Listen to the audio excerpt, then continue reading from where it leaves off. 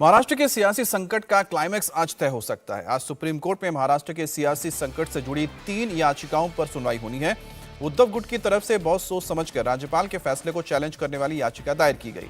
Uddhav Thackeray camp ने राज्यपाल के उस फैसले को चैलेंज किया जिसमें उन्होंने एकनाथ शिंदे को सीएम नियुक्त किया था, और इसके अलावा स्पीकर के फैसले को चुनौती देने वाली एक याचिका भी उद्धव कैंप की तरफ से दाखिल की गई है।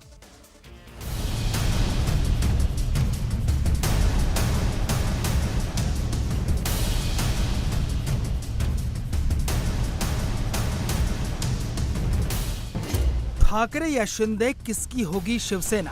2/3 मेजोरिटी से ज़्यादा नंबर्स हमारे पास है। क्या इस देश में लोकतंत्र है? क्या इस देश की न्याय व्यवस्था स्वतंत्र और निष्पक्ष है? महाराष्ट्र के बागी विधायकों पर सुप्रीम सुनवाई।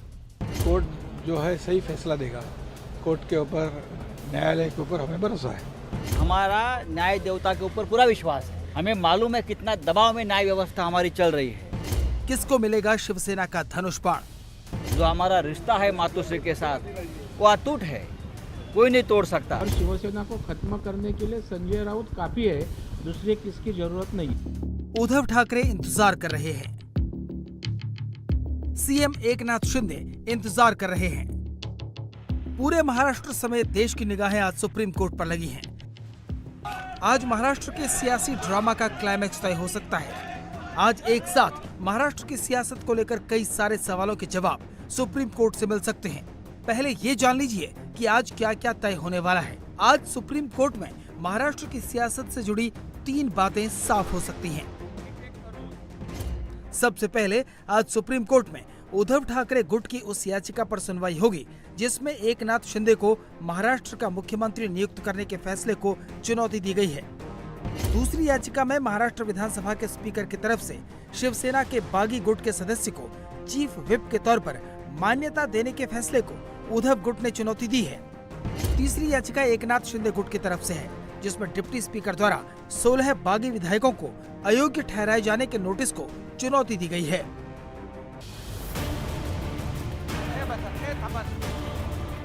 तीसरी याचिका पर आज डिप्टी स्पीकर नरहरि जिरवाल को अपना जवाब दाखिल करना है। इससे पहली सुनवाई में बागी विधायकों को 11 जुलाई तक का वक्त मिल गया था।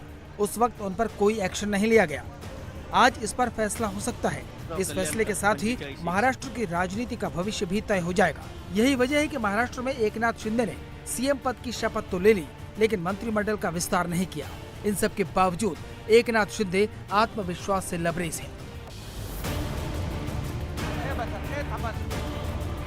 तीसरी याचिका पर आज डिप्टी स्पीकर नरहरि जिरवाल को अपना जवाब दाखिल करना है। इससे पहली सुनवाई में बागी विधायकों को 11 जुलाई तक का वक्त मिल गया था। उस वक्त उन पर कोई एक्शन नहीं लिया गया। आज इस पर फैसला हो सकता है। इस फैसले के साथ ही महाराष्ट्र की राजनीति का भविष्य भी तय हो जाएगा। यही वजह है कि महाराष्ट्र में एकनाथ शिंदे ने सीएम पद की शपथ तो ले ली लेकिन मंत्रिमंडल का विस्तार नहीं किया। इन सब के बावजूद एकनाथ शिंदे आत्मविश्वास से लबरेज हैं। पहले भी कोर्ट में गए हैं लेकिन कोर्ट ने उनको स्टे नहीं दिया है। हम लोग तो जो नियम के अनुसार सब कार्रवाई की हुई है, इसलिए कोर्ट जो है सही फैसला देगा। कोर्ट के ऊपर, न्यायालय के ऊपर हमें भरोसा है। शिवसेना लेजिस्लेटिव पार्टी, स्पीकर ने हमें रिकॉग्नाइज किया हुआ है। 2/3 मेजोरिटी से ज़्यादा नंबर्स हमारे पास है, और बाकी अभी मैं कुछ बताना नहीं चाहता। बात में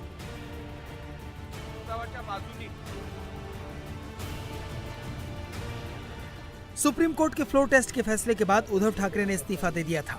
उसके बाद ही एकनाथ शिंदे को राज्यपाल ने नया सीएम नियुक्त किया और अब एकनाथ शिंदे विधानसभा में बहुमत भी साबित कर चुके हैं। इसलिए अब लड़ाई सरकार बचाने के साथ साथ पार्टी पर कब्जा करने की भी है। सत्ता गंवाने से तिलमिलाए हुए उद्धव कैंप के सेनापति संजय राउत सुप्रीम कोर्ट के फैसले से पहले ही अपने बचाव की जमीन तैयार कर रहे हैं। हमारा न्याय देवता के ऊपर पूरा विश्वास है। हमें मालूम है कितना दबाव में न्याय व्यवस्था हमारी चल रही है, लेकिन कल देश को पता चलेगा क्या इस देश में लोकतंत्र है, क्या इस देश की न्याय व्यवस्था स्वतंत्र और निष्पक्ष है। ये कल पता चलेगा। और मुझे न्याय देवता जो हमारी है उनके ऊपर शिवसेना आज भी पूरा विश्वास रखती है और हमें विश्वास है न्याय हो। हमेशा के लिए हम मातोश्री के साथ है। हमारे लिए मातोश्री हमारी माँ है, बाला साहेब ठाकरे हमारी माँ है, शिवसेना हमारी माँ है। हम माँ के साथ गद्दारी नहीं कर सकते, बेईमानी नहीं कर सकते। हमेशा लाखों शिवसैनिक, इस मुंबई के, महाराष्ट्र के लाखों शिवसैनिक आज भी जो हमारा रिश्ता है मातोश्री के साथ वो अटूट है, कोई नहीं तोड़ सकता। चाहे सत्ता रहे या न रहे, हमें कोई फर्क नहीं पड़ता। आज की सुनवाई सुप्रीम कोर्ट के लिए भी आगे का रास्ता तय करने वाली है। उद्धव कैंप ने जो नई याचिकाएं लगाई हैं, उसमें इस बात पर जोर दिया है कि राज्यपाल को यह अधिकार ही नहीं कि वो ये तय करें कि शिवसेना का असली या नकली गुट कौन सा है। इसलिए आज इस पर होने वाली बहस भी असली शिवसेना पर मोहर लगा सकती है। जो लोग शिवसेना से बाहर गए वो बगावत का कोई ठोस कारण नहीं बता पाए। ये बगावत है या विद्रोह, मैं कुछ नहीं कहूंगा।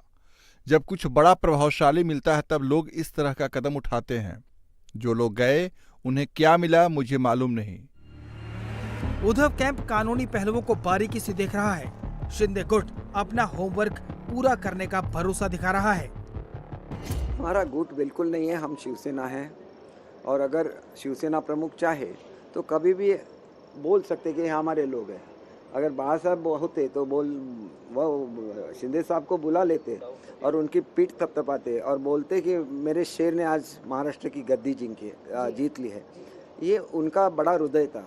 तो बड़ा हृदय होना भी एक महाराष्ट्र की खासियत है, वो बड़ा हृदय दिखाना चाहिए। इस बीच अयोग्यता के मुद्दे पर सुप्रीम कोर्ट की सुनवाई से ठीक पहले रविवार को महाराष्ट्र के सियासी ड्रामे में तब नया ट्विस्ट आ गया जब विधानसभा सचिव ने शिंदे गुट के 39 विधायक समेत शिवसेना के 14 विधायकों को नोटिस भेज दिया। विधानसभा सचिव ने इस नोटिस में विधायकों से फ्लोर टेस्ट में व्हिप के उल्लंघन पर जवाब मांगा है। आपको याद होगा कि विशेष सत्र के दौरान उद्धव और शिंदे गुट की तरफ से अलग अलग व्हिप जारी किए गए थे। वहीं सुप्रीम कोर्ट में सुनवाई से पहले मुंबई में भी बैठकों का दौर चलने वाला है। उद्धव ठाकरे ने शिवसेना के सांसदों की आज बैठक बुलाई है। ये बैठक मातोश्री में होगी। वहीं 3 बजे सीएम एकनाथ शिंदे भी बैठक करने वाले हैं। इस लड़ाई को दूसरे मोर्चे पर भी लड़ा जा रहा है। शपथ के साथ ही शिंदे सरकार ने मेट्रो शेड को फिर से आरए में शिफ्ट करने का फैसला लिया था। अब आदित्य ठाकरे की अगुवाई में इस फैसले का विरोध शुरू हो गया है। ठाकरे से इमोशनल टच देने में जुटे हैं। कांजूर मार्ग की जो मैं बात कर रहा हूँ, वहाँ 4 कार शेड्स एक साथ आ सकते हैं। लाइन 3, 4, 6 और 14। ये लगभग 10,000 करोड़ महाराष्ट्र सरकार के बचाएंगे। और कारशेड के लिए तो हर रात को तो कारशेड में जाती नहीं गाड़ी, 3-4 महीने में एक बार मेंटेनेंस के लिए जाती है। तो आरए के जो कारशेड है अगर कांजूर मार्ग लेके गए तो लोगों की भी बचत होगी, पैसे की बचत होगी और इस जंगल भी बचाया जाएगा। देवेंद्र फडणवीस लगातार कह रहे हैं कि ये फॉरेस्ट एरिया नहीं है। मैं यही कहना चाहता हूँ कि हम मुंबईकरों को पता है कि कौन सा फॉरेस्ट एरिया कौन सा नहीं है। जो भी गुस्सा हम पे है कोई तकलीफ नहीं, लेकिन वो गुस्सा मुंबई पे ना निकाले, यही मेरी उम्मीद है सरकार से। ने कहा है कि अब उद्धव ठाकरे जो नहीं, मैं उनसे उन पे बात नहीं करता।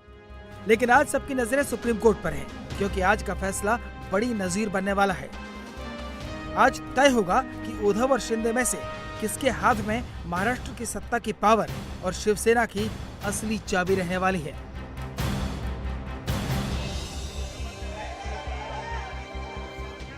इंडिया टीवी हर वक्त हर जगह डाउनलोड करने के लिए सर्च करें India TV news Google play store या ऐप स्टोर पर।